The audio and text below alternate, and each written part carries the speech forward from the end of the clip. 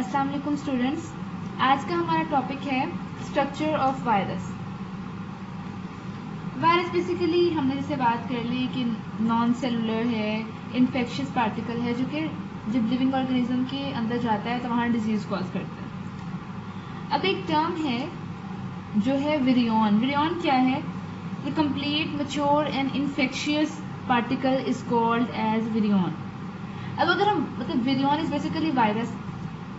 अगर हम विरियन की बात करें तो हम कहते हैं विरियन किस किस चीज से मिलकर बना होता है। ठीक है, virion is composed of a central core. Central core जो होता है वो बना हुआ होता है न्यूक्लिक एसिड का। ठीक है, न्यूक्लिक एसिड क्या होता है? या तो डीएनए या फिर आरएनए। ठीक है, इस न्यूक्लिक एसिड को हम जीनोम भी कहते हैं।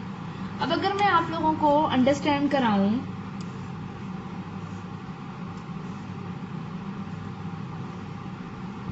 ये हमारे पास हम बात करें अगर बैक्टीरियोफेज की, बैक्टीरियोफेज जो है उसकी वो शेप इस तरह की होती है, उसकी हेड की शेप इस तरह की होती है। तो ये इसका सेंट्रल कोर है अंदर।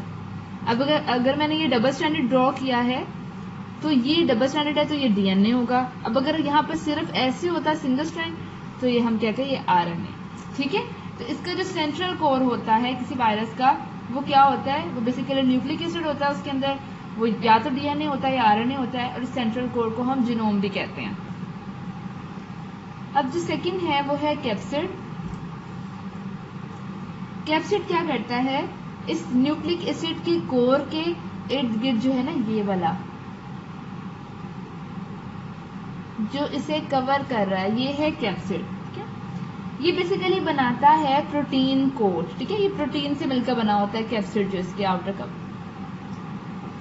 कैप्सिड का काम क्या है? ये बेसिकली वायरसेस को डेफिनेट शेप प्रोवाइड करता है। ठीक है, इसके अलावा जो कैप्सिड है ये छोटे छोटे प्रोटीन सब यूनिट से मिलकर बना होता है।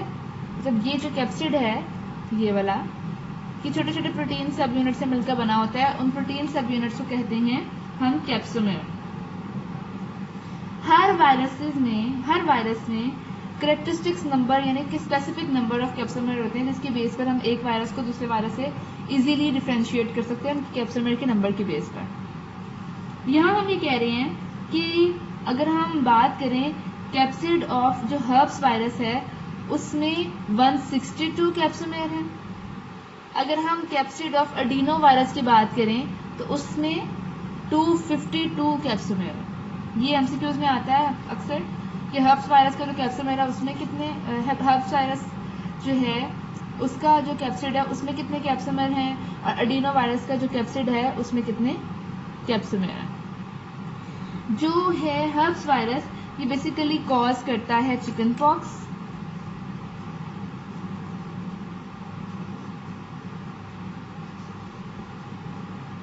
और एडिनो वायरस जो है वो कॉमन कोल्ड कॉज करता है।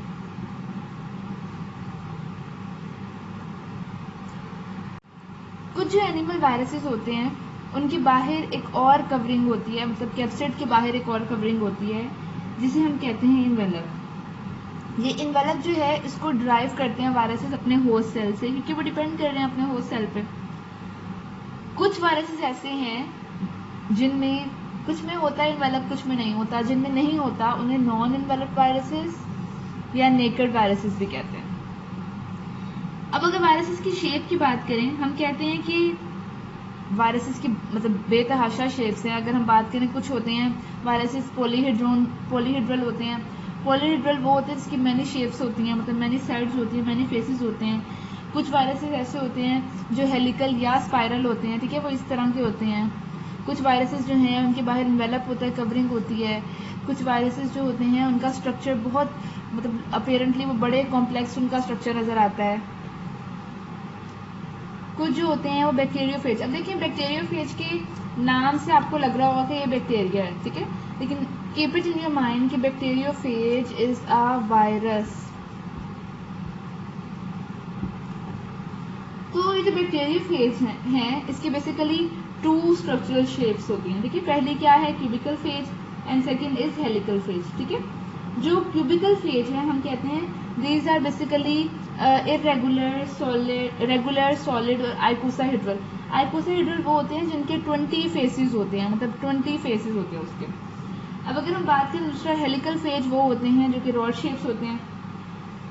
ये जो 2 फेजेस हैं, ठीक है, ये और बहुत सारे और फेजेस, वो उनकी बॉडी कंसिस्ट करती है हेड पर और टेल पर, ठीक है। जो ऐसे होते हैं वायरसेस, उनका जो हेड होता है वो बेसिकली होता है पॉलीहेड्रल। मैंने आपको बताया पॉलीहेड्रल वो होते हैं जिनकी मैनी फेसेस होते हैं, मैनी शेप्स होती हैं उनकी, और जिनकी टेल्स होती हैं वो हमेशा रॉड शेप होती हैं। आपकी बुक में इस टॉपिक के साथ एक साइड पैच है, उसमें लिखा हुआ है प्रियॉन्स या प्रायॉन्स, डिफरेंट लोग डिफरेंट तरह से इसको प्रोनाउंस करते हैं। ये रिसेंटली डिस्कवर हुए हैं 1983 में, और इनके बारे में कोई एज सच कंप्लीट इंफॉर्मेशन नहीं है, कंट्रोवर्शियल ही है इनके बारे में बातें सारी। कि इनके बारे में कहा जाता है कि they may be infectious protein, those are made up of protein only, ठीक है। इनकी बॉडी सिर्फ प्रोटीन से मिलकर बनी होती है, ना कोई डीएनए है, ना कोई आरएनए है, कोई न्यूक्लिक एसिड नहीं है, इनकी बॉडी सिर्फ और सिर्फ प्रोटीन से मिलकर बनी हुई है। डिफरेंट ऑर्गेनिजम्स जो हैं उनमें जो जेनेटिक इन्फॉर्मेशन होती है वो उनके डीएनए और आरएनए में होती है, लेकिन ये जो प्रियॉन्स हैं, इनकी जो प्रोटीन्स हैं वो कंटेन करते हैं सारे इन्फॉर्मेशन इनकी रेप्लिकेशन के लिए। ये जो प्रियॉन्स हैं, ये रिसेंटली डिस्कवरमेंट के बारे में अभी तक कोई एज सच इन्फॉर्मेशन तो कंप्लीट नहीं है, लेकिन ये बहुत सारी ऑर्गेनिज्म में डिजीज कॉज कर सकते हैं, जैसे कि मैड काउ इन्फेक्शन है, इसके अलावा mysterious brain infection in man है, मैड काउ डिजीज़ है जो काउ में डिजीज कॉज होती है, और मिस्टीरियस ब्रेन इन्फेक्शन है कि जो ब्रेन है वो सही तरह से फंक्शन परफॉर्म नहीं कर पाता, जिसकी वजह से जो पर्सन है वो स्ट्रेंज बिहेव करना शुरू कर देता है।